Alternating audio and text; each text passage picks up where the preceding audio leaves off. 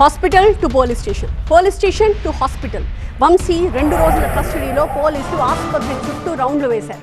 వల్లభనేని వంశీ మరోసారి అస్వస్థతకు గురి కావడంతో వైసీపీ క్యాడర్ని కలవరానికి గురిచేస్తోంది. వంశీ ఆరోగ్యంపై ఆందోళన వ్యక్తం చేస్తున్నారు ఫ్యాన్ పార్టీ నేతలు. వైద్యులు కనీసం మెడికల్ టెస్టులు కూడా చేయకుండా ఓఆర్ఎస్ ప్యాకెట్ తీసుకోవాలని సూచిస్తున్నారని మండిపడ్డారు. వంశీకి ఏదైనా జరిగితే ప్రభుత్వ పతనం ఖాయమన్నారు పేర్ని నాని. వైసీపీ నేత వల్లభనేని వంశీ మరోసారి అస్వస్థతకు గురయ్యారు. నకిలీ ఇళ్ల పట్టాల పంపిణీ కేసుకు సంబంధించి కంకిపాడు పోలీసుల కస్టడీలో ఉండగా వంశీ అనారోగ్యానికి గురయ్యారు. పోలీస్ స్టేషన్లోనే వాంతులు చేసుకున్నారు. పోలీసులు వెంటనే ఆయన్ను కంకిపాడు ప్రభుత్వాసుపత్రికి తరలించారు.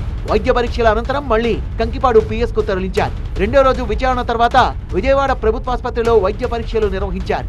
మరోవైపు ప్రభుత్వంపై వైసీపీ నేతలు మండిపడుతున్నారు. వంశీపై కేసుల మీద కేసులు పెట్టి అన్ని పోలీస్ స్టేషన్లు తిప్పిస్తున్నారని, పోలీసులు వైద్యులు మానవత్వాన్ని మంటగలుపుతున్నారని ఆరోపించారు వైసీపీ నేత పేర్ని నాని.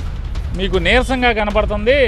నీరసం తగ్గటానికి బయట మెడికల్ షాప్లో ఓఆర్ఎస్ ఎలక్ట్రాల్ పౌడర్ అని దొరుకుద్ది. ఓఆర్ఎస్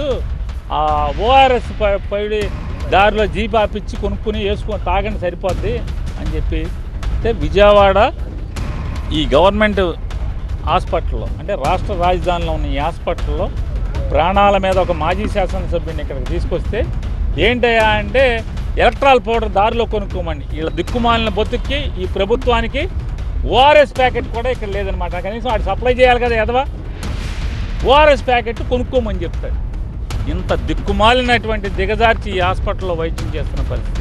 వంశీకి ఏదైనా జరగరానిది జరిగితే ప్రభుత్వమే బాధ్యత వహించాలన్నారు పేర్ని నాని.